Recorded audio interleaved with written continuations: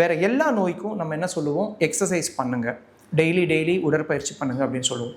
சில நோய்கள் ரொம்ப குறிப்பிடத்தக்க சில நோய்களுக்கு மட்டும் எக்ஸசைஸ் பண்ணுறதை நம்ம அவாய்ட் பண்ண சொல்லுவோம். அதில் ஒன் ஆஃப் த திங்ஸ் வந்து மல்டிபிள் ஸ்க்ளீரோசிஸ்.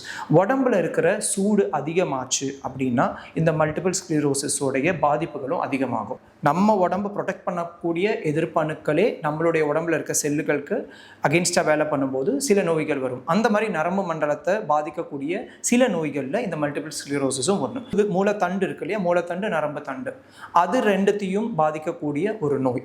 நம்மளுடைய இந்த மல்டிபிள் ஸ்க்ளீரோசிஸில் என்ன பிரச்சனை ஆகும் அப்படின்னு பார்த்தீங்கன்னா, நரம்பு வந்து நார்மலாக என்ன ஸ்பீடில் கண்டக்ட் ஆகும்னு பார்த்தீங்கன்னா, ஸ்பைடர் மேன் மாதிரி ஒரு இடத்துல இருந்து இன்னொரு இடத்துல ஜம்ப் பண்ணிட்டு போயிட்டே இருக்கும். அந்த மாதிரி ஜம்ப் பண்ணுறதுக்கு மைலின்ற ஒரு கவர் இருக்குது ஒரு நரம்பில். அந்த மைலின் கவர் இதில் போயிடும் இந்த மல்டிபிள் ஸ்க்ளீரோசிஸில். அதனால ஃபாஸ்ட்டாக இந்த நரம்பு வந்து கண்டக்ட் பண்ணாது. அப்போ எப்படின்னு பார்த்தீங்கன்னா, ஒரு ஃப்ரீ வேல ஒரு டிராஃபிக் இல்லாத ஒரு இடத்துல ஒரு கார் போகிற ஸ்பீடுக்கும் ஒரு டிராஃபிக் ஜாம் ஆன இடத்துல ஒரு கார் போகிற ஸ்பீடுக்கும் உள்ள வித்தியாசம் நம்ம நரம்புடைய கண்டக்ஷனில் ஏற்படுறது. ஸோ இன்றைக்கி மல்டிபிள் ஸ்க்ளீரோசிஸை பற்றி சில விஷயங்களை நம்ம புரிஞ்சுக்கிட்டோம், நம்ம டிஸ்கஸ் பண்ணியிருக்கோம். ஹோப் இது உங்களுக்கு ரொம்ப இன்ஃபர்மேட்டிவாக இருந்திருக்கும்னு நினைக்கிறேன். நன்றி, வணக்கம்.